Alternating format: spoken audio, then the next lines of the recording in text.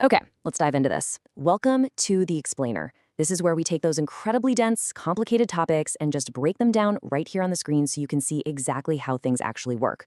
Today, we're unraveling a modern political mystery. It involves $20 million, the legacy of a deceased Supreme Court justice, and a completely legal yet mind-blowing campaign finance heist. This is really the story of how the ultra-wealthy actually fund American elections, and how the system was literally intentionally designed to let them do it completely in the shadows. Right off the bat, look at that number. Back in October of 2024, someone spent around $20 million on digital media. We're talking Facebook and Instagram ads supporting Donald Trump. And these ads were specifically targeted at women in swing states like Pennsylvania and Michigan, basically arguing that even if they supported abortion rights, they could still vote for Trump. Now, by law, you have to disclose who paid for these ads. And the disclosure here said, paid for by RBG PAC. Yes, RBG, as in Ruth Bader Ginsburg, the liberal, pro-choice Supreme Court justice who passed away in 2020. But when journalists actually looked at the PAC's paperwork, things got incredibly weird. The only name listed was May Mailman, who is a prominent Republican lawyer, and even more bizarrely, the paperwork showed $0 in donations and $0 in cash on hand. So you really have to ask yourself, how on earth do you spend $20 million on ads with literally $0 in the bank? Well, the answer lies in a massive federal loophole. Under our current regulations, any money received by a political action committee after October 16th doesn't have to be disclosed to the public until December of that year. Just think about that for a second. The election happens in early November, right? This means the true funder of a massive $20 million ad blitz gets to remain completely anonymous right up until the moment you cast your vote. They can heavily sway an election, and you won't know who they are until the dust has already settled. And that's exactly what happened here. Because once the election was over, the RBG PAC just immediately dissolved. Their website vanished, their social media was deleted, the whole shebang, just gone. So, Section 1, the big reveal. Who actually signed the check? When December finally rolled around, the required paperwork revealed the money came entirely from the Elon Musk Revocable Trust.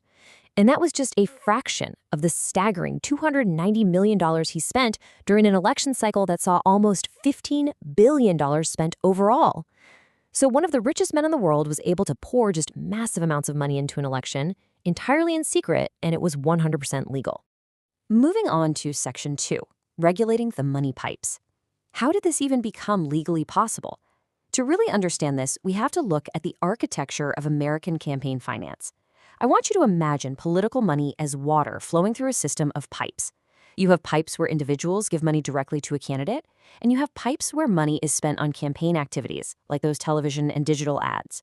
For a long time, the rules governing exactly how wide these pipes could be and how transparent they were have been at the center of a huge legal tug-of-war. Let's move over to our timeline and see how this all builds. Before the 1970s, the pipes were just wide open and completely opaque. During the 1972 Nixon re-election campaign, corporations were literally handing over bags of illicit cash to fund operations, which, as we know, famously culminated in the Watergate break-in. The public was absolutely outraged. So in response, Congress established the Federal Election Commission, or FEC, in 1974. They basically made all the pipes transparent by requiring public disclosures, and they made them incredibly narrow, strictly limiting how much money anyone could actually give. But as you might guess, rich donors and corporations hated this. They claimed it violated their First Amendment rights, so they sued, and the case went all the way to the Supreme Court in 1976. And that brings us to the landmark case Buckley v. Valeo. This is absolutely crucial, so look at this comparison here. The Supreme Court made a distinction that forms the bedrock of everything we're talking about today. They ruled that the government can regulate the giving pipes, money given directly to a candidate. Why? To prevent quid pro quo corruption, literally stopping rich people from buying favors. However, the court also ruled that independent spending, like buying your own ads to support a candidate without actually coordinating with them, does not cause corruption. Therefore, they declared that independent spending is constitutionally protected free speech, and there is no way the government can put a limit on it. As you can imagine, this created a massive loophole. Throughout the 1990s, political groups and corporations realized, hey, we can spend unlimited money on ads as long as we don't use magic words like vote for or vote against. They just run these issue ads that clearly favored a specific candidate. Congress did try to clean this up with a bipartisan law in 2002 to close the loophole, but then in 2007, a conservative nonprofit group called Citizens United pushed back hard. They made an hour-and-a-half-long anti-Hillary Clinton documentary right before the election, intentionally testing the limits of that new law. They sued the government, and once again, the whole thing went to the Supreme Court. Section 3. The Citizens United Earthquake. Now, what's really interesting about this slide is how it introduces one of the most famous, and definitely most controversial, Supreme Court decisions in modern American history. It completely rewrote the rulebook for federal elections. In 2010, the Supreme Court issued their ruling on Citizens United. And they didn't just side with the nonprofit, they went so much further. The court declared that corporations and labor unions possess the exact same First Amendment free speech rights as individual human beings when it comes to political spending. So therefore, the government limiting independent corporate or union spending on elections is basically unconstitutional censorship. Just like that, overnight, the spending pipes became infinitely wide for the biggest financial players in the country. Section 4. The Rise of Super PACs. The true weaponization of Citizens United actually happened shortly after, through a lower court ruling that took the Supreme Court's logic to its ultimate logical conclusion. I mean, if independent spending is unlimited free speech and it supposedly doesn't cause corruption, then why on earth should there be a limit on how much a wealthy person can give to an independent group? This specific logic birthed a brand new entity. Enter the Super PAC. A Super PAC is a political action committee that acts as the ultimate wide, opaque pipe. They can accept absolutely unlimited contributions from individuals or corporations, and they can spend absolutely unlimited funds on campaign ads, opposition research, you name it. The only rule? They cannot legally coordinate directly with an official candidate's campaign.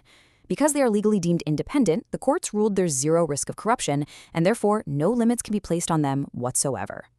And this brilliantly illustrates the reality of what super PACs actually unleashed. You know, when Citizens United passed, everyone thought huge corporations like Walmart and ExxonMobil were just going to buy our elections. But look at this chart from 2024.